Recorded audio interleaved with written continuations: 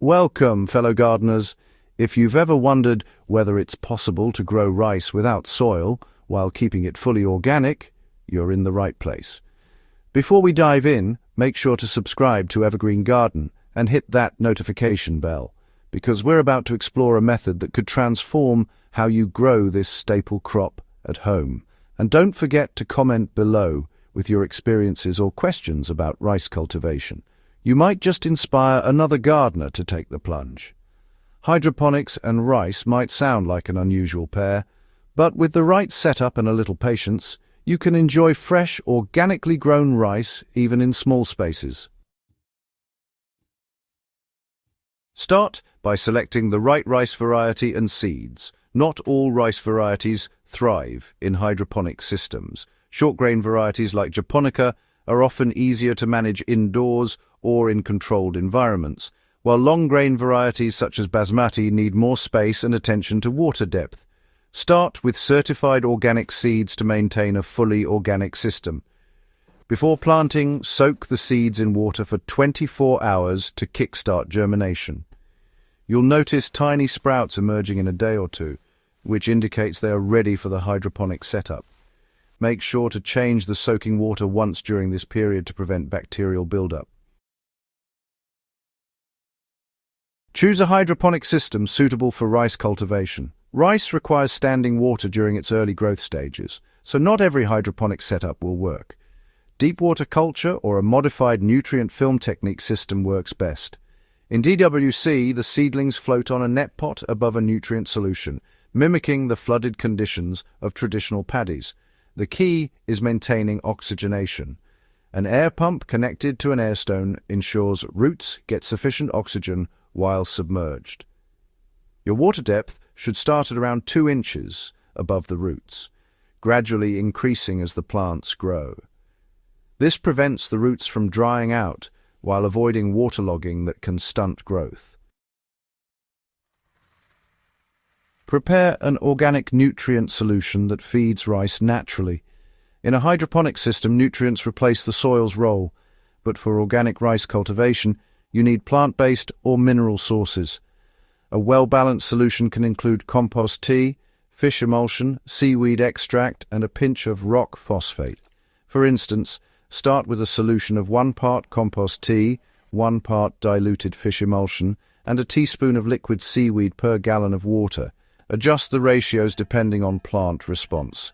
Monitor pH levels closely, aiming for 5.5 to 6.5, which is ideal for rice.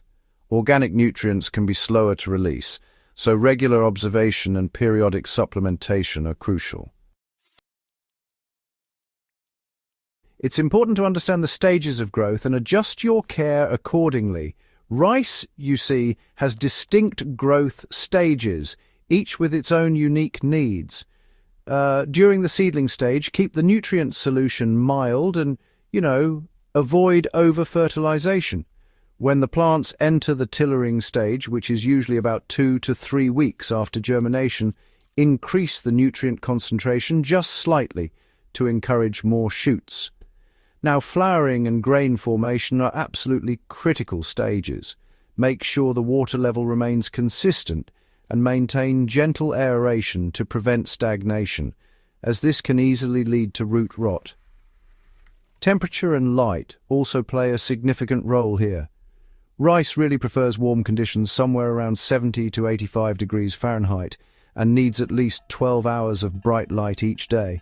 If you're growing indoors, high-quality LED grow lights can mimic sunlight very effectively. It's vital to monitor and prevent common issues organically. Even in hydroponic systems, rice can face pests and diseases. Organic methods such as neem oil sprays, beneficial insects, or garlic-based foliar sprays can help keep infestations at bay. Be on the lookout for yellowing leaves, as these often indicate nutrient deficiencies, so adjust your solution accordingly. Since hydroponic rice is particularly sensitive to water quality, always use filtered or dechlorinated water to avoid chemical stress.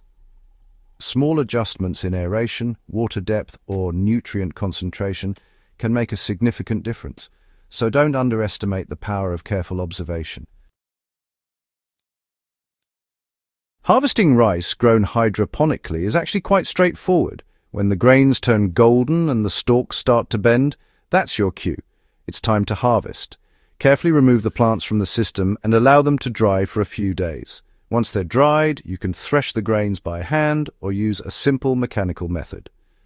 One of the real advantages of hydroponic rice is that it tends to be cleaner and less prone to soil-borne contamination, making it an excellent candidate for kitchen use.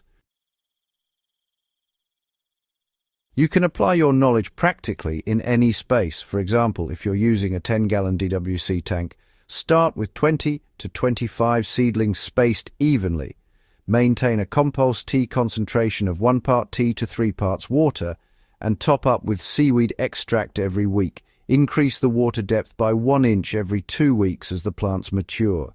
This method ensures that even small home gardeners can replicate paddy-like conditions without needing a traditional field. Growing rice organically in a hydroponic system is not only possible, but actually quite rewarding. It allows gardeners to experiment, control nutrient intake, and produce food sustainably, even in urban or limited space environments. With careful attention to seeds, system design, nutrient balance, and growth stages, anyone can achieve impressive results. If you found this guide helpful, please do subscribe to Evergreen Garden for more detailed hands-on guides.